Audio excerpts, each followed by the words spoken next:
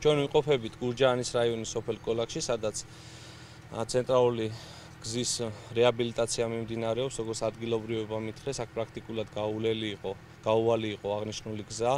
დღეს და აქედან ჩამონატანი ქვიშა ღორღი მთლიანად კეტავდა როგორც ცენტრალურ მაგისტრალს, ასევე მიემართებოდა შემდეგ უკვე სახნავ-სათეს ტერიტორიებზე და აზიანებდა ასევე სახნავ-სათეს ტერიტორიებს. დღეის მდგომარეობით ინტენსიურად მიმდინარეობს მუშაობა, იგება როგორც ახალი ასფალტი, ასევე წყალამრიდებია მთლიანად გაკეთებული და ერთ-ერთი ულამაზესი ტერიტორია იქნება ამის შემდეგ დარწმუნებული ვარ, ისე სოფლის მოსახლეობა ძალიან კმაყოფილია და ჩვენთვის ეს ორმაგად ბედნიერებაა.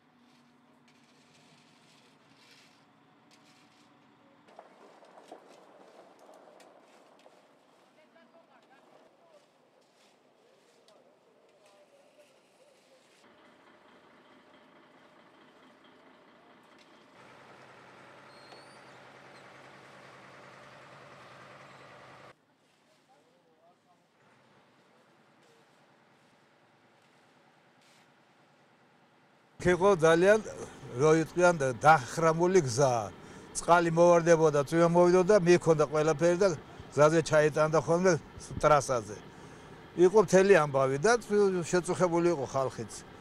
დღეს ეს რო კეთდება ეს ნამდვილი როგორ გითხრათ რა, ნამდვილი კარგი საქმე არის. დიდი მადლობა მთავრობასაც და ადგილობრივ ხელისუფლებასაც, რომელმაც აი ეს ჩასვეს ტენდერებში გაიმარჯვეს ძალიან დიდებული ხალხი არის ეს ძალიან კარგად აკეთებენ გულთან ახლო მიიტანეს ჩვენი ყველაფერი და კეთდება კარგად